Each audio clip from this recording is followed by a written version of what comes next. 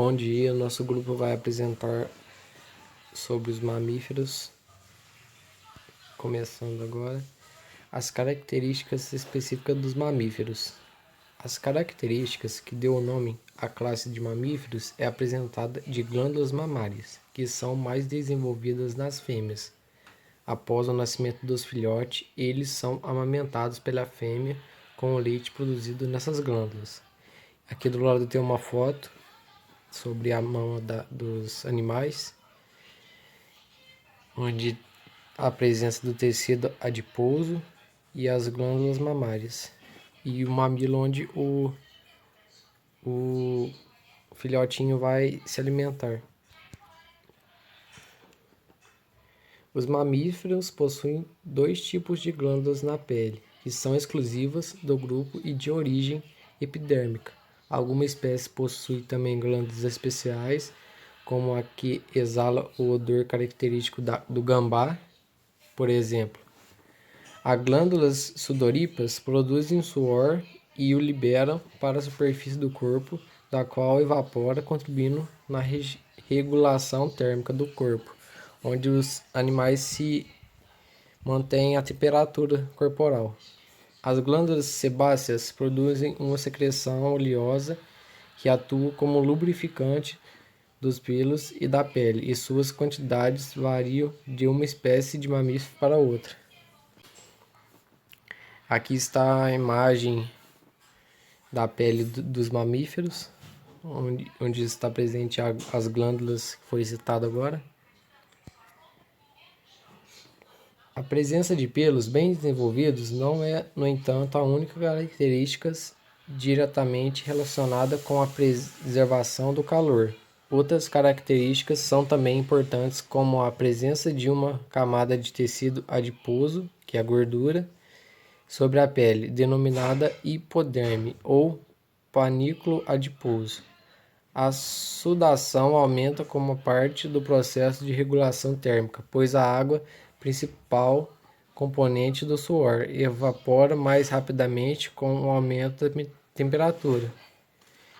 Eu peguei um exemplo dessa hipoderme, que é o urso polar, que possui espessa camada de gordura na pele, conhecida por panículo adiposo. Além dos pelos, essa gordura atua como isolante térmico.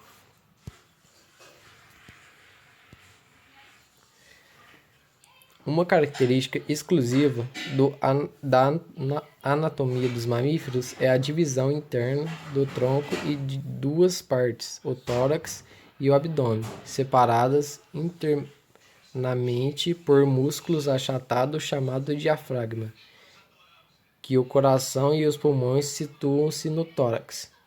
É lá que ocorre a ventilação pulmonar graças ao diafragma e aos músculos da parede do tórax, determinado a inspiração e a expiração. As vias aéreas recebem esse nome pois conduzem o ar que entra nos pulmões e deles sai. Elas são cavidades nasais, faringe, laringe, traqueia, brônquios e bronquíolos. Os pulmões dos mamíferos são esponjosos, pois sua organização baseia-se em alvéolos, estruturas pequenas, numerosas e muito irrigadas por vasos sanguíneos.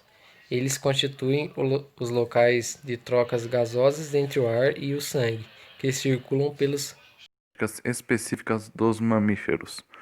Uma característica relacionada ao sangue dos mamíferos é a ausência de núcleo das hemácias, os glóbulos vermelhos. As células que originam as hemácias possuem núcleo no início de sua formação na medula óssea vermelha. Mas à medida que se transformam em hemácias adultas, tornam-se anucleadas. Essa é uma característica exclusiva dos mamíferos.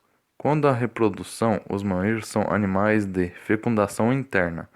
Alguns poucos são ovíparos, sendo a maioria vivípara. A partir do zigoto tem o início o desenvolvimento embrionário até a formação completa dos órgãos. O indivíduo em desenvolvimento é chamado de embrião após esse período durante o aumento do tamanho do corpo é feito até o nascimento. A classificação dos mamíferos.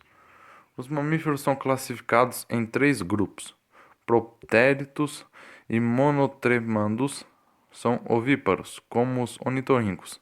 Metáteros ou marsupiais são vivíparos, mas o filhote nasce completamente formado, sendo completando seu desenvolvimento no marsúpio da mãe, uma bolsa situada no abdômen, na qual ficam abertas as glândulas mamárias. Exemplos desse grupo são o canguru. Estéreos ou mamíferos placentários verdadeiros são vivíparos e os filhotes já nascem completamente formados. Protopérneos ou monoformes são animais com fecundação interna e ovíparos, sendo seu ovo semelhante aos dos répteis e das aves. Além disso, possuem cloaca, o que deu origem ao termo momotremandos, o que significa e orifício. Pertence a este grupo de equina.